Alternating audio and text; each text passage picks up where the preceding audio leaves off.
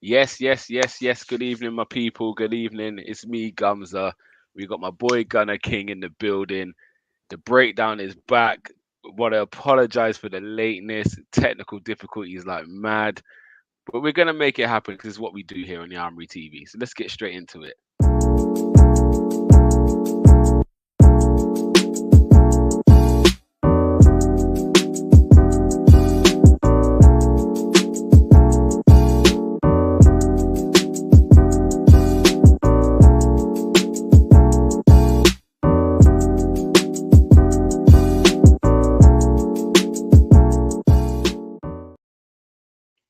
Yes. What we saying? What we saying, people? Welcome back. Just finished our winter break. The breakdown is back. You see, we got a new video. No more Bellerin in it, so I'm happy. A lot of ESR, my boy, my birthday twin. So you know what it's like. But yeah, Gunner King, how you keeping, bro?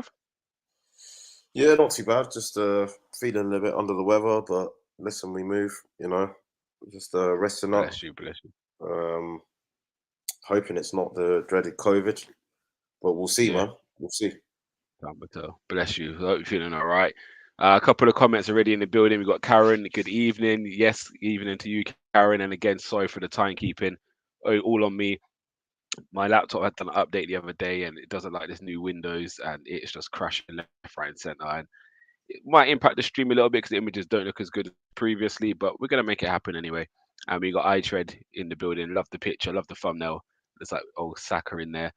And he's saying, "What's good? Yes, hope you're well as well." So, guys, thank you for tuning back into the breakdown. It's been a while since we touched on here. Um, a lot of games being played over the Christmas period. They were coming thick and fast, and we just couldn't find the time to do it.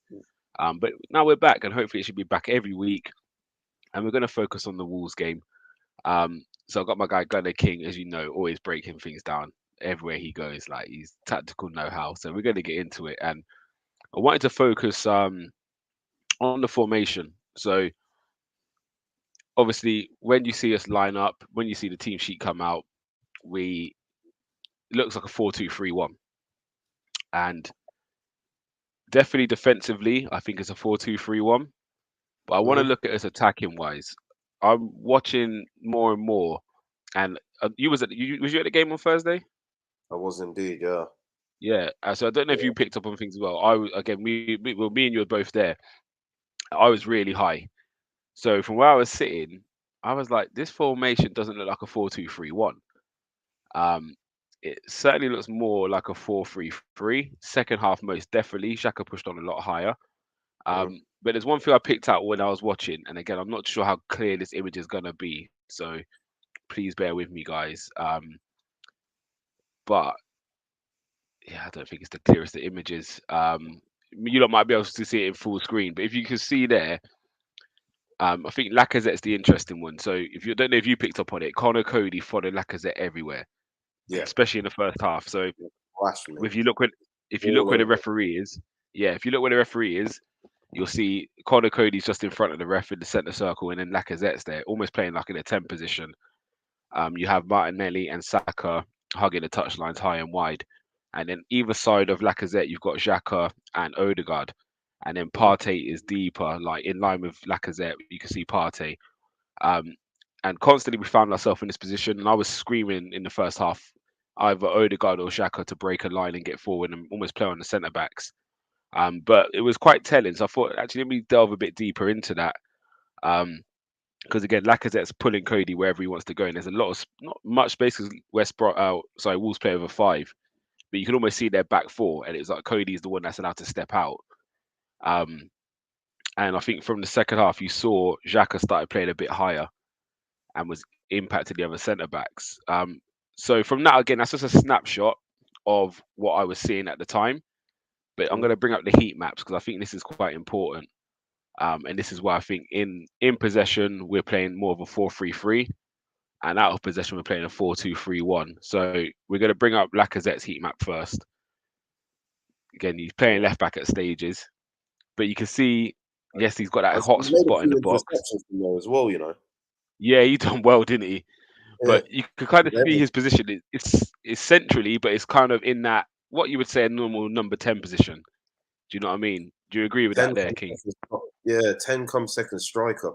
Yeah, Yeah, he's not. Again, he has got that real hot spot in the box. yeah. But again, when you watch the game, we all know Lacazette kind of drops into them areas. Hmm. Um, so the next one who's interesting to me is Partey, because again, if you're playing too centrally, you'd expect Partey to be a bit more to the right, because Xhaka's normally onto the left, isn't he? Yeah. So Hmm. we bring Partey's in. Wow, That's very central.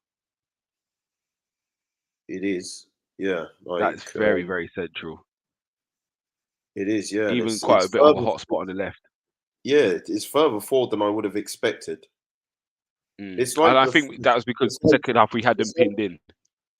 it's like the inside channels, like like if they're broken up into like I don't know 7 or 8 segments, it's like the middle four, isn't it? Mm. Yeah, yeah. And again, I think this is Yeah, because we had West Brom penned in, Wool, sorry, penned in. We really had him penned in second half, didn't we? So, but I think definitely if you look at the central area, he's just central. Um, and we're going to bring up Xhaka's. And again, this is why I think is telling. Look how far left that is. wow. Yeah. And it's quite high again. Like that real hot spot in the red. So to me, Mm, this isn't like a two in the midfield. What's no. your thoughts on that so far? We'll bring up Odegaard's in a minute. Actually, let's bring up Odegaard's now because his mirrors Xhaka's, but on the other side. On the right hand side, yeah. So what you've got is Partey sat in the middle, Yeah, probably anchoring the three, yeah. with Xhaka just slightly further forward on the left hand side. Mhm. And then obviously you can see Odegaard there's got more of a license, so it wouldn't be flat between Xhaka and Odegaard. Odegaard's got more Yeah. of a license to go forward on the right hand side. I Mm. think what you were noticing was quite a lot of diags being hit by Xhaka Mm. um, for Odegaard to get in behind. Yeah, for Um, Odegaard and Saka on that side. Yeah. yeah, and like I think Odegaard and Saka, what they were doing here effectively was interchanging, underlapping, Mm. overlapping, getting into the box, getting in and around the box. And when they were both in and around the box, very close together on this right hand channel, that's when Lacazette would burst forward into the box. And I think Mm. that's where you see Lacazette's the heat map from his, Heat map. where there was Yeah. a lot of activity in like very close, just centre left and on the inside of the box as well. I think Mm. having those two, Odegaard in that three, where he's not quite, he is central, but he can drift wider, overlap Saka, so Saka can get in the box. Yeah. And they're looking to kind of play neat 1-2s in and around the box and get Mm. cutbacks into Lacazette's Yeah. feet in the box. That Yeah. Because clearly seems to be the strategy. yeah. And again, for me, when I watch Arsenal, it is all about creating overloads in a certain area of the pitch. So Odegaard, for the last how many months, Odegaard is constantly on the right hand side, and it's always now you've got three players. So normally, if you look at a formation, you normally have two players maybe playing on the left side defensively for the opposition. So yeah, if you'd have your left back and your left winger. But if you look at Arsenal play, we overload. So you have Saka and Tavares, not Tavares, so Saka and Tomiyasu or Cedric at the moment. But then you station Odegaard there, so you naturally now got a 3v2. So the way to deal with that is either a centre midfielder comes across and makes it 3 against 3, but that creates space in the middle, or a centre back then gets drawn out. Mhm. And again, now that might buy some space. And I think you see that with You saw that in the second goal. Lacazette's goal. Yeah, the second Yes. goal, you Yeah. got Pepe, Odegaard, Lacazette, all kind of over there, and it's a couple of quick 1-2s, and you open them Yeah. up. It's So very, I definitely very feel, offloads. Yeah. Just yeah, one touch, two touch, neat and by into the. having the bodies there, you overload the area. So if you're playing, we all play football, and you know, it's like when you do drills, and you say right 3v2 drill, and Mm, it's three of you got to keep the ball against two people defending, and by creating natural overloads, yeah, it just opens up a bit of space, and you're banking on someone falling asleep, and you've got natural bodies there. And you can rotate around between the three of them, and I definitely feel it's a tactical ploy. I think the Shaka one is interesting because again, he's very far on the left, and does this now mean out of possession? Would you call this? Because I said Odegaard, we look at Odegaard as our 10, and definitely when we defend, he plays in the 10. You see him flanking like Lacazette, and they work together to press. mhm. And Xhaka then sits in next to Partey. But in possession, would you now call us this as a 4-3-3 rather Absolutely. than a Yeah. 4-2-3-1? Because I because can't you say Odegaard's playing in a 10 with that heat map. He's not even in the 10 once in that whole heat map. Like, he's really not there. no. So you've got like, as I said, yeah, like those two there. Xhaka would be a bit, well, you'd be a bit deeper, and then Yeah. Odegaard, it'll be like that kind of shape with Odegaard on this Mm. side, having a bit more license to get forward. As I said, you Yeah. can hit the diags there where you've drawn all the players into this space, you know, like on this side, and then it just leaves Mm. that open space for Odegaard to be in, and he's very close to Mm. Saka as well, and the quickness and directness of Saka and the ability to find and thread passes of Odegaard, you know, that kind of unlocks Saka to be further forward almost. And Yeah. as I said as well, to fluidly change his position from, you know, that wing forward one to be more of a guy that's getting into the box. And if Lacazette is a bit deeper, then that's where Saka gets that license to get in the box ahead of him. You know, almost like where Mm. the traditional kind of wing forward play comes in, where those guys are narrowing themselves into the box Mm. and quickly becoming almost more natural kind of centre forwards. You know, Yeah. which we Yeah. saw Martinelli trying to do from the other side as well. Mm. And do you know what? We're going to come back to that because it kind of leads on to what Silver Fox is kind of asking, and we get your views on it. He said, I noticed with Xhaka and Odegaard against Brentford too, it's working well with Partey sitting in the middle doing his thing. And you even see it when we play out from the back, Xhaka's really not involved at the start. It was two centre backs and Partey's dead centre. So Mm, before it used to be kind of a square block. Do you know what I mean? You'd have your two centre backs there and your two central midfielders, but now it's just one centre midfielder in between the two. yeah. Um, so Xhaka's definitely got a different role within the team at the moment. I'll tell you what, So Partey it's was doing quite a lot in that role as well, was dropping in between the two centre backs. two Not centre fully backs, yeah. next to them on a flat sense, but like Mm, the space between them, maybe like 5 or 10 yards in front of them, mm, but in the centre of those two. So it was almost like yeah. another layer of defence that Mm, um, allowed him to pick up Podence quite a lot, yeah. and Neves And if he Xhaka, needed yeah. as well. And and when Xhaka was defending, he was picking up Podence quite a bit, which allowed Tierney to press Semedo. It was Yeah. very fluid how they played it. Mm. And so just with what he's saying here, all this would work better with a unit of a centre forward. Now, the reason I'll give my thoughts and hear what you think on it. I hear what Tony's saying, I really do, especially with scoring goals. But equally, if Lacazette doesn't drop in them pockets, it doesn't enable people to shift around as much. So his role is, can I drag a centre back out, but also can I occupy the DM?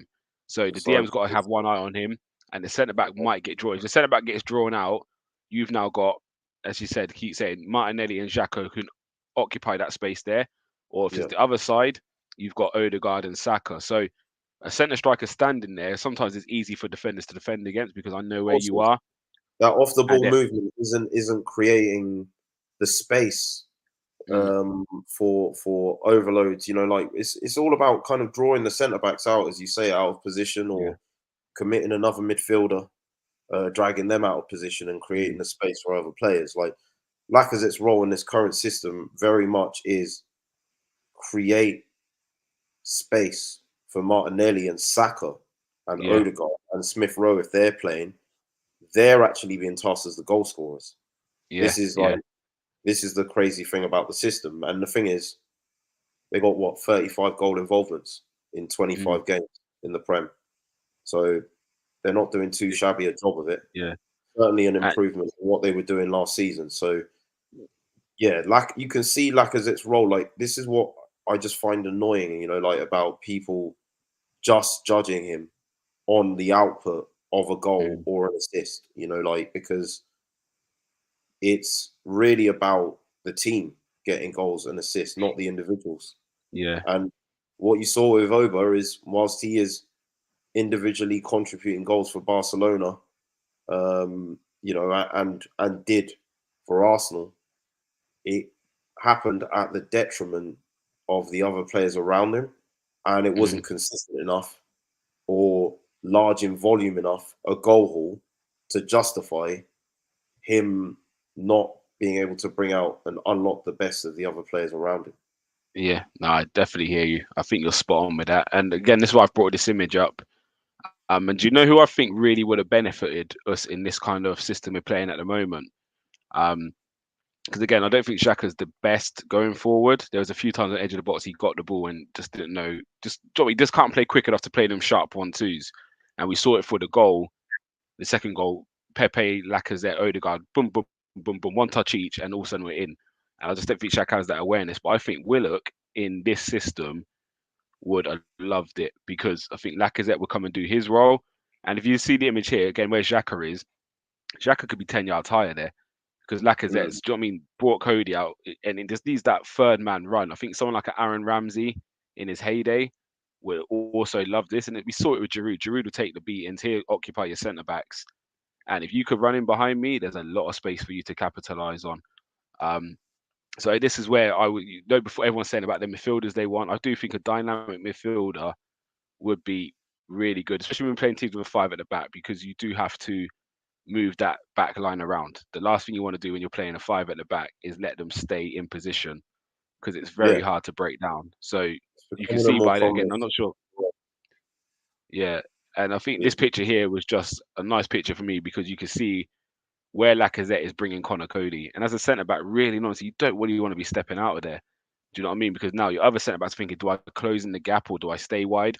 If they go too far away, all of a sudden you now got Saka or Martinelli 1v1 against the wing back. So yeah, I think the movement's really important from Lacazette in there.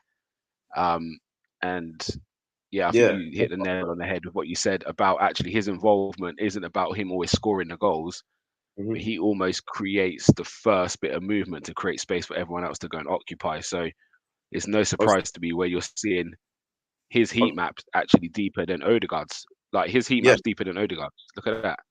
hmm Odegaard doesn't really go deeper than the halfway line, whereas Lacazette actively does. Like again, the one might be from a corner when he's in the left back, but there's a couple in the centre of midfield where he's coming to get the ball in there and he's coming to play and lets the others kind of release. So it's an unselfish role. It really is.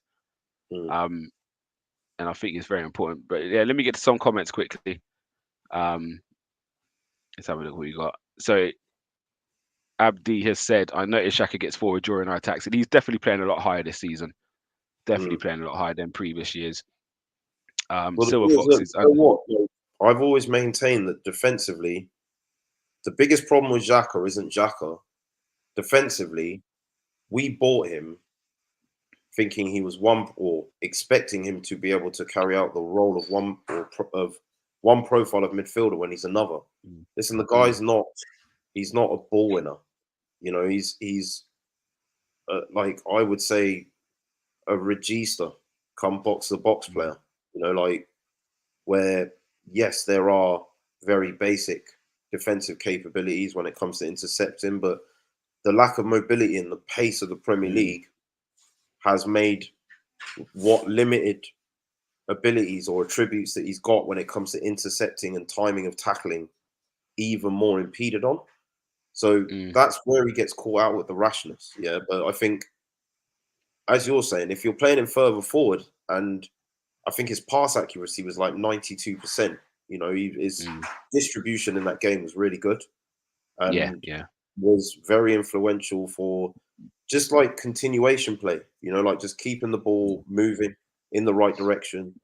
A lot more forward passes than we are used to from him. Um, again, look, I, I I don't like jumping to the guy's defense because I feel like I've made up my mind. Like I don't. I yeah. think come what may in the summer, I want him improved on, but I'm not going to sit here and dig him out for crap performances he's not having because No, he's he was playing excellent. well. He's Yeah, playing well. uh, He is. Like and across I'm the not on board, I top. can't. I think I echo what you're saying. My thoughts on Xhaka isn't what he's done this year. He's actually had a pretty decent season. He's had a few mad moments, but on a whole, I think he's been a lot better than he's been previously. I think the new role in this team is taking. He's. I think what Arteta's done with him is taken off a lot of the pressure A and saying, lot of the actually, we know his defensive. problem. And but not even playing out from the back. A lot of his problems came because he was receiving the ball off the back, the two centre Yeah. backs, facing his own Now, goal, and he doesn't have the awareness. So yeah, actually, Arteta said, actually, just get out of the way. Now Like Partey's doing the that. guys who, And the yeah, thing the guys who can do it, let me get them is, doing it. And when you've got the ball, you're facing forward, and now we know you can execute that pass. So with the he's system taking being the more, responsibility of him. yeah, Sorry, with the go on. system being a bit more collapsed, sorry man, like in a sense where Odegaard isn't a 10, he's more of an advanced 8. Odegaard's then Yeah, he's on able the to right. muck in defensive Mm, transitions. And we all know that he's a very good presser of the ball. I'm going to reiterate. In that game against Wolves, he covered 12 kilometers of distance. That is more than any other Arsenal player in any game this season. The full-time yeah, whistle went, and I looked on the pitch, and I looked around. There's pure pandemonium everywhere. Everyone's going mm, crazy. And I remember yeah. just He looking at just dropped, Odegaard, didn't he? and he didn't even walk to shake no one's hand. He just dropped to the ground, Just and collapsed to the he floor. Yeah, was he staying there. collapsed. Yeah? He was collapsed. Yeah, people had to come up to him to shake his hand because he was not Yeah, getting yeah, up. He gave mm, everything. He couldn't give any yeah. more. The guy couldn't even get up He to gives walk it. around and shake people's hands. Man, he was. It looked Mm, like he had to be carried off the pitch. yeah, he was And off the his thing feet. is, Yeah, obviously, like if Xhaka isn't the best in putting a foot in and the interception with that element of rashness, what you got with Odegaard not being a 10 and being further forward and not being tasked with helping Xhaka out with that is that workload is now shared between the two of yeah, them.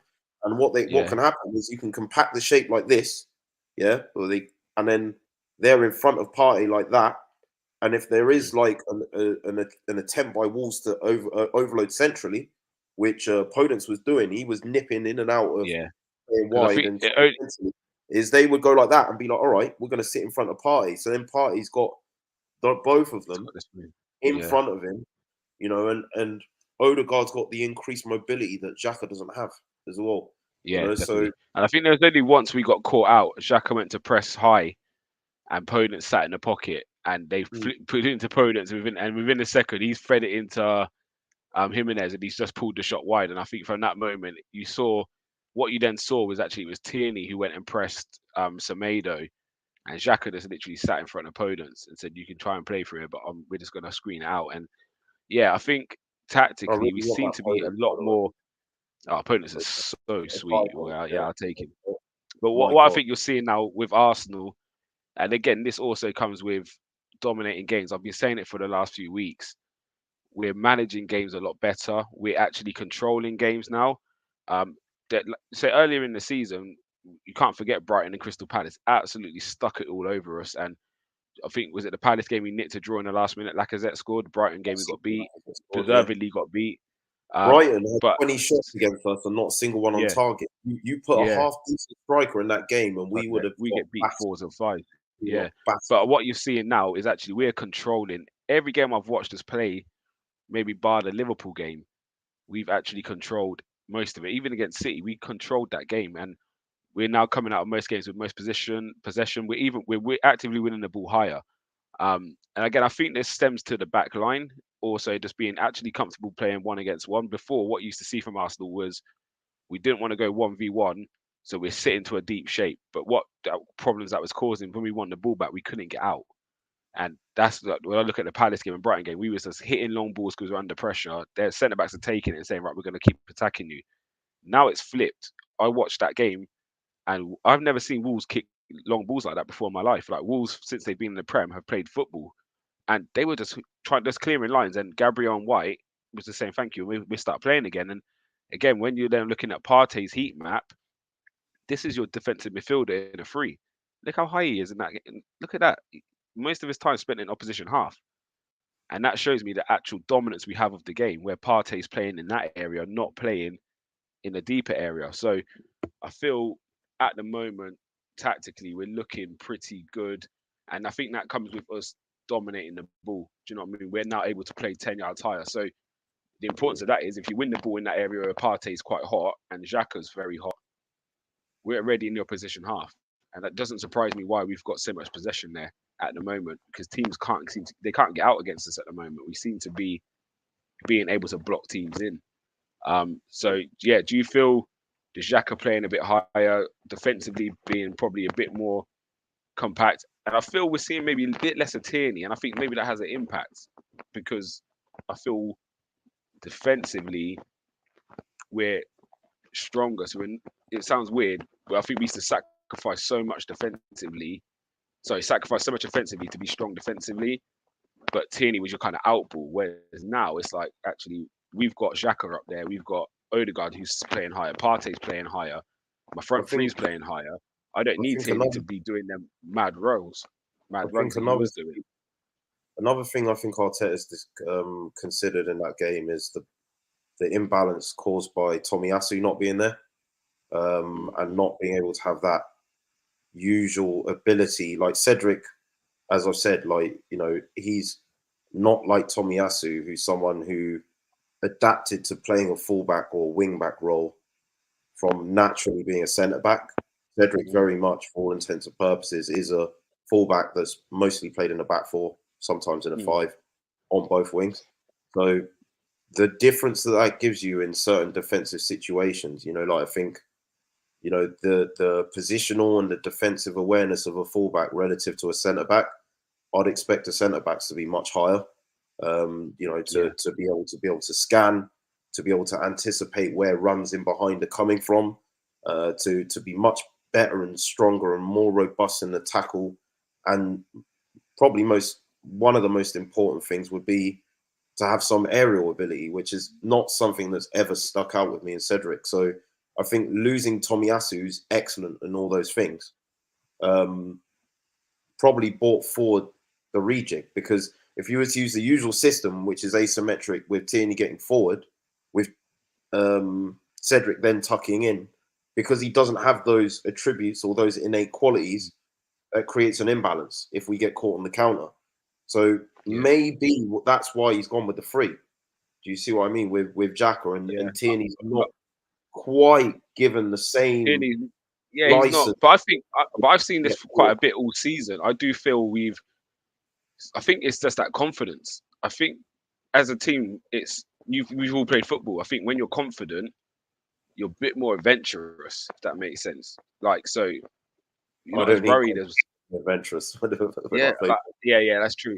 I had too But as much of I remember, I know sometimes you play against a team. I know if I'm under pressure, I'm dropping deep. Everything, nah, just get back deeper and just try and drop me kind of compact it. And I think at the moment there's such a confidence, and yes, we're not saying we've won every game, but there's a little bit of confidence in it where they're thinking, actually, let's step on. And like, I feel it's a nice thing. And I think some of them games where we've been calling for Xhaka to play 10 yards high, we've done. If you go back to a few breakdowns, there's one we really dissected Xhaka saying, "You're just stood on Gabriel's toes. Just get out of the way and go and play higher." And we started to see it. And I think, yes, it's impacting Tierney in a sense of Tierney's not becoming the go-to man. But as a collective, again, we look better. Tierney looks more comfortable. You remember games where Tierney's cramping all the time or he's pulling up. Or, do you know what I mean? He was injured a lot. Whereas I think it would it. be interesting to look at his numbers from last year to see how much work he's getting through, because I don't think he's getting through as much work. And actually, he's looking strong for it. Like, do you know what I mean? He had a little breakdown at the start of the year, but since then he's played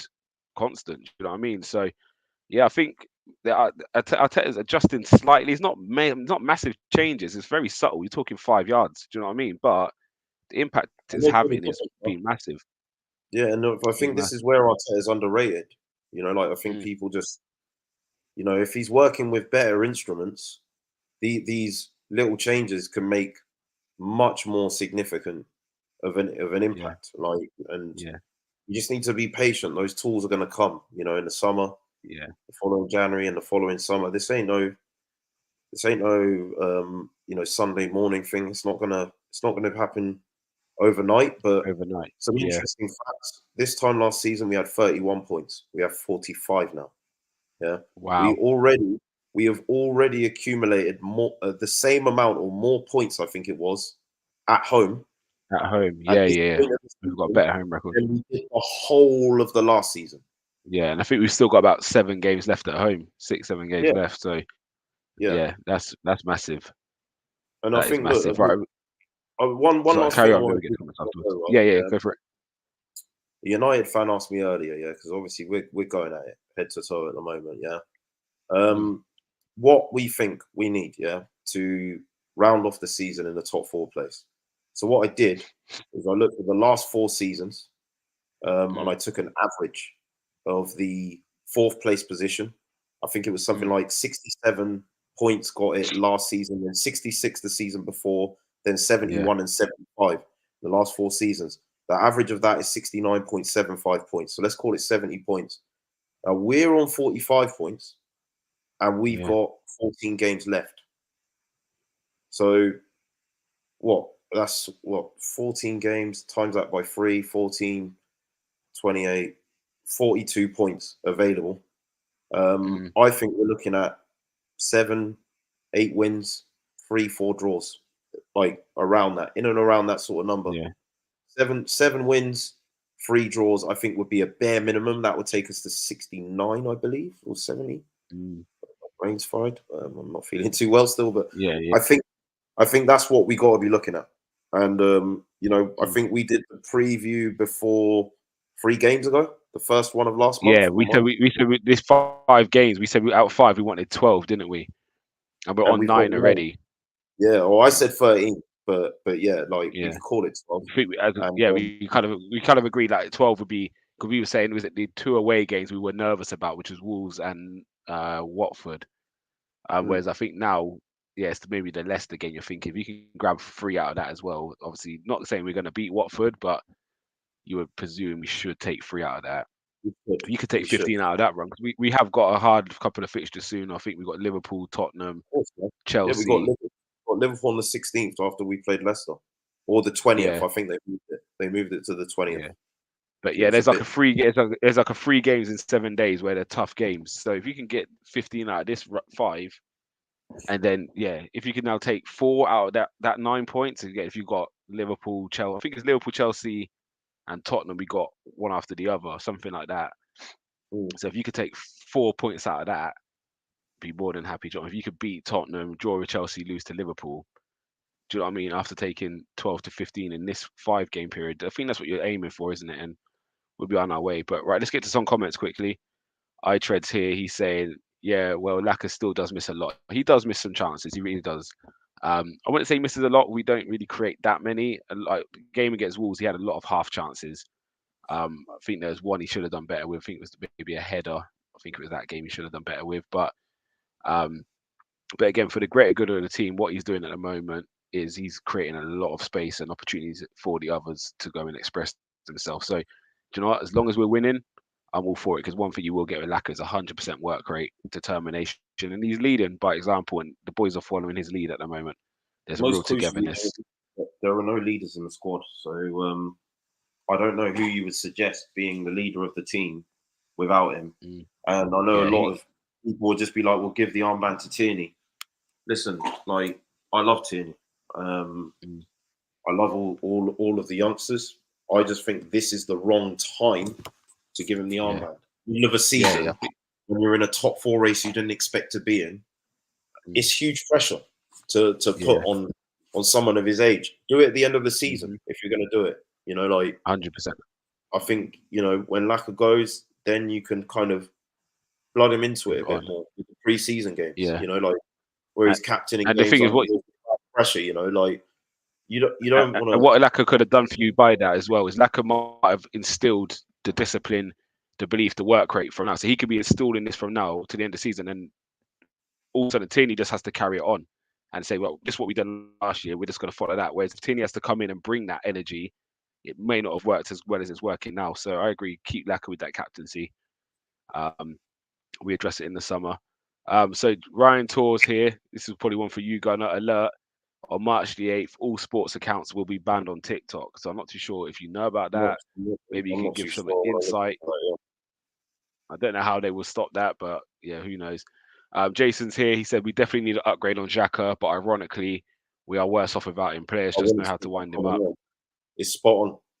So yeah. Him and Partey are our best partnership this season by a million miles. Is there better players out there than Xhaka? 100% there is. Especially if he's going to be playing with this more of an advanced role. Again, there might be some times where he sits in next to Partey and we play with a solid 2 in midfield. And there's going to be a lot of games where he gets to push on more. And I think in that moment, there's going to be a lot better out there than him in that final third. But for now, as I said, it's no time to be splitting hairs or trying to force people. Do you know what I mean? Not force them out, but kind of talking bad on players when at the moment they're all performing well. So everyone knows I'm not Xhaka's biggest fan. But I'm fully behind the guy this season now to keep doing what he's doing because again he's playing well, and that's all I can. That's all. As an Arsenal fan, we're all gonna have our players we like and dislike, but if we're playing well and winning, that's all I'm here for. Um, yeah, Ryan Tor's talking about the TikTok again. He's very sad about this TikTok thing. Bless him. Um, let's keep going down. He's still talking about TikTok. Uh, and he's saying he's football heroes treble one. And Oh he's saying yeah. all sports accounts are getting banned on the 7th. So I don't know. We'll look um, into that, man.